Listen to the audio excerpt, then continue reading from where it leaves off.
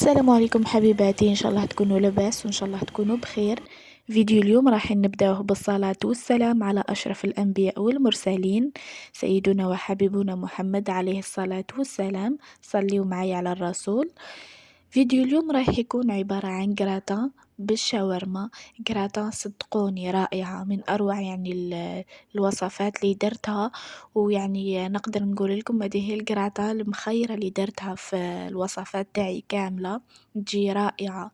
منطولوش على بعضنا بزاف، نروحو مباشرة نشوفو المكونات. هنا عندي كمية من صدر الدجاج. نروحو للتوابل، عندي كمية من القرفة غير شوية، عندي الكركم، عندي توابل الدجاج، وعندي كمية من السكر، عندي شوية توم، وعندي شوية بصل مرحي، عندي الخردل، عندي الهريسة ومكعب فلفل حار وطماطم، عندي الملح والفلفل الأسود ومكعبات البطاطا. ومن جهة أخرى هنا حطيت يعني في فنجال حطيت له شوية حليب رايب، على خاطر ما عنديش أنا الياغورت هداك اللي ما يجيش فيه السكر باش نحطه، وقعدت ما عنديش يعني عوضته بفنجال رايب يجي رائع. في نفس الوقت هنا عندي شوية خل وعندي الليمون. هنا نروحو مباشرة نبداو في التتبيلة تاعنا تاع الدجاج. راح نحط كمية الدجاج اللي عندي واللي كنت قصيتها بشكل طولي، راح نحطها في الإناء اللي راح نتبل فيه، نحط لها التوابل. هنا عندي غير شوية قرفة، عندي الكركم، عندي توابل تاع الدجاج، وعندي السكر. واللي ما عندوش توابل تاع الدجاج يحط راس الحانوت. هنا حطيت فيها كمية من البصل وكمية من الثوم بالطريقة هذه، وراح نعصر عليها الليمون. هنا نعصره يعني الليمون منخافوش، راح يزيد يخليلي اللحم تاعي طيب طرية وتجي بنينة. وراح نزيد لها حوالي مغرف كبيرة خل. راح نزيد عليها شوية خردل وطماطم وشوية هريسة، ونزيد لها مكعب فلفل حار اللي كنت وجدته معاكم قبل. واللي ما عندهاش واللي ما ديرش المكعب تاع الفلفل الحار تحط اي حاجه فيها، تحط فلفل مرحي ولا كل واحد وحسب الذوق تاعو. هنا عندي الملح وعندي الفلفل الاسود، وراح نحط فنجال تاع الرايب تاعي. كما قلت لكم انا عوضت هذاك الياغورت اللي ما فيهش السكر بالحليب الرايب، واللي عندها الياغورت هذاك تحط الياغورت. يعني حتى الرايب راح يخلي لي الطعم تاع الشاورما تاعي بنين. خلاص، هنا نحرك الدجاج تاعي كامل بالطريقة هذه، يعني نخلط المكونات هذوك مليح حتى يتبل الدجاج. وهذا هو الشكل النهائي اللي تحصلت عليه تاع الدجاج. نغطي الدجاج ونخليه على جهة يرتاح. هنا تقدروا تتبلوا الدجاج تاعكم قبل بيوم، تخليوه يعني يبات ليلة كاملة. من جهة أخرى أنا كنت وجدت مكعبات تاع البطاطا، قليت البطاطا تاعي عادي ونرجع مباشرة للدجاج تاعي. هنا أنا الوقت تاعي ضيق، يعني تبلت الدجاج تاعي خليته حوالي ساعة وقليته مباشرة. تقدروا تقليوه مباشرة عادي، ويعني واللي تحب تتحصل على طعم أحسن تقدر تخلي الدجاج تاعها يتبل ليلة كاملة. هنا قليت الدجاج تاعي بالطريقة هذه. بعد ما تقلى الدجاج تاعي مليح راح نروح نزيد نعاود نقصه حتى وين يعني يكون مفتفت بالطريقة هذه، باش يجيني ساهل يعني باش نحطه فوق الجراتان تاعي.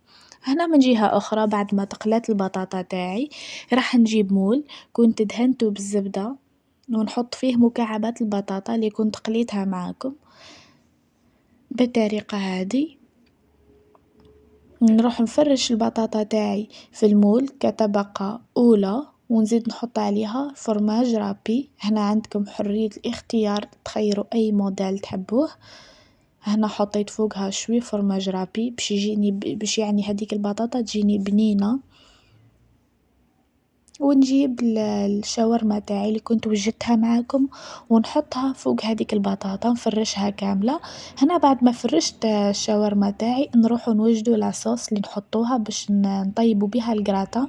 هنا عندي كاس حليب، عندي الملح والفلفل الكحل، نزيد نحطها على الحليب تاعي.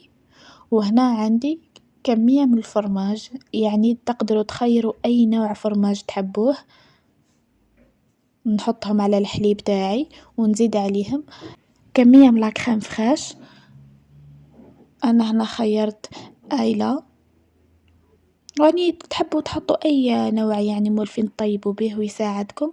هنا نحط غير شوية بالطريقة هادي ونهز يعني هاديك الكريم اللي كنت وجدتها معاكم ونحطها على النار حتى وين تبدأ تختار شوية، بصح يعني ما نخليهاش تختار بزاف يعني تبقى سائلة على خاطر رايحة نحطها في الفور يعني باش يزيد هاديك البطاطا تشرب الكريم هادي تاعنا اللي خدمناها. دركا هنا الكريم تاعنا بعد ما وجدناها رايحة نحطها فوق المول تاعي ولا في الجراتان تاعي كاملة ونخليها تتشربها مليح وندخلوها للفرن.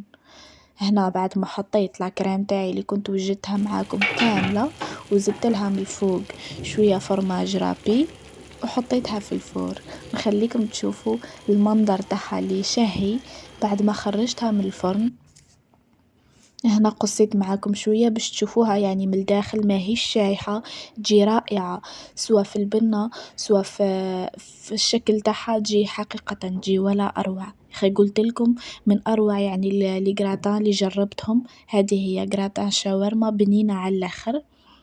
صورت لكم معاها شبح الصفرة اللي كانت دارتها ماما اليوم جديدة يعني دارتها جديدة قلاتها وطيبناها مباشرة يعني ما باتتش جديدة.